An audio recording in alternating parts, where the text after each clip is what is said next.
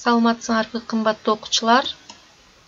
Бүгүнкү өтө турган темабыз этиштин мамилелери. Сабакты баштоодон мурун этиш жөнүндө кайталоо жүргүзүп алалы.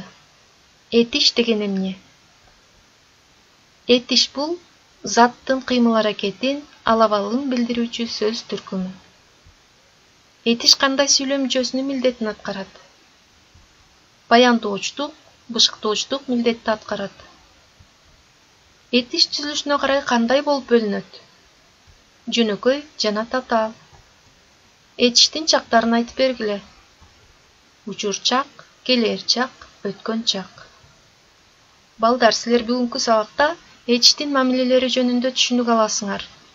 Негизги мамилени билесиңер, сүйлөм түзөсүңөр, өз алдынча иштөөгө көнүгөсүңөр.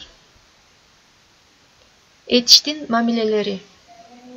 Кыймыл-аракеттин сүйлөп жаткан адамдын өзү тарабынан иштелгендиги же башка адамдар тарабынан аткарылгандыгын билдирген эч сөздөр этиштин мамилелери деп аталат. Мисалы, Айназик тапшырма аткарды. Бул сүйлөмдө аткарды этиш сөз башка адам тарабынан аткарылгандыгын көрсөтүп турат. Башкача айтканда, Айназик аткарды.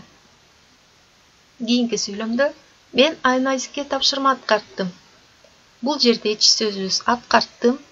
Бул жерде сүйлөп жаткан адамдын өзү тарабынан иштелгендиги көрсөтүлгөн. Башкача айтканда, мен аткарттым. Этиштин мамилелери 5ке бөлүнөт. Негизги мамиле, өздүк мамиле, аркылуу мамиле, кош мамиле, туюк мамиле.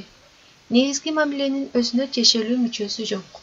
Мисалы, окуду, жазды. Өздүк мамиле мүчөсү ыш, мисалы, келиш, барыш. Аркылуу мамиле мүчөсү ын, мисалы, сүрүн, көрүн.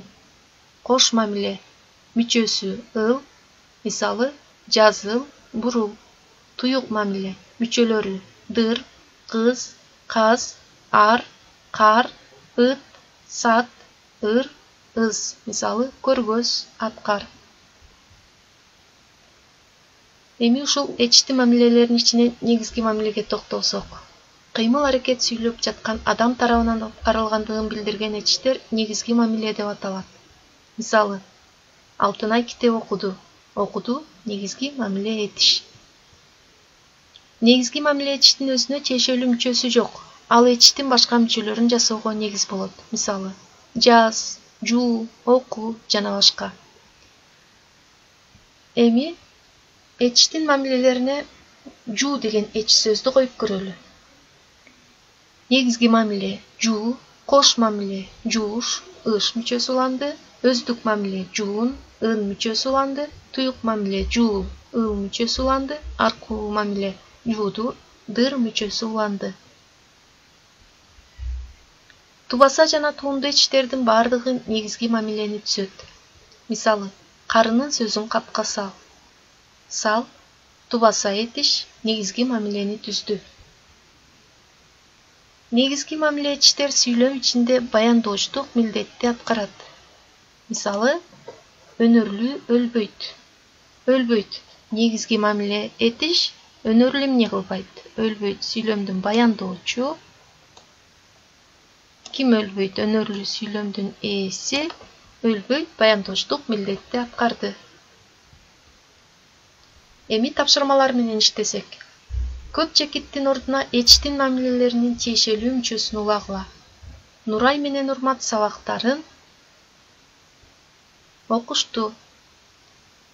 Бул жерде кош мамиленин ыш мүчөсү уланды. Жолоочунун карааны көрүндү.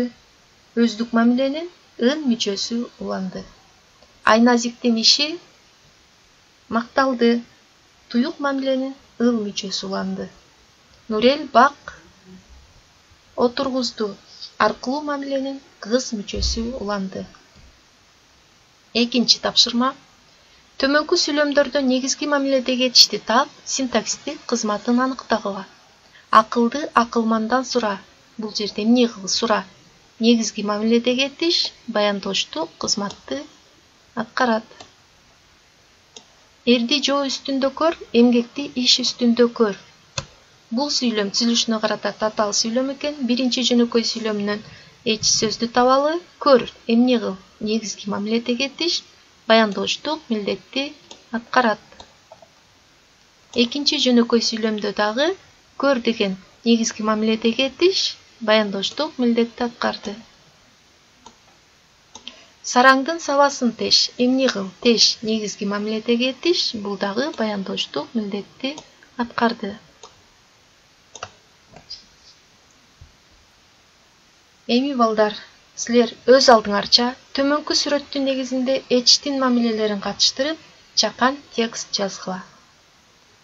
Ушуну менен сабагыбыз аягына чыкты. Көңүл бурганыңарга чоң рахмат. Саламатта калгыла.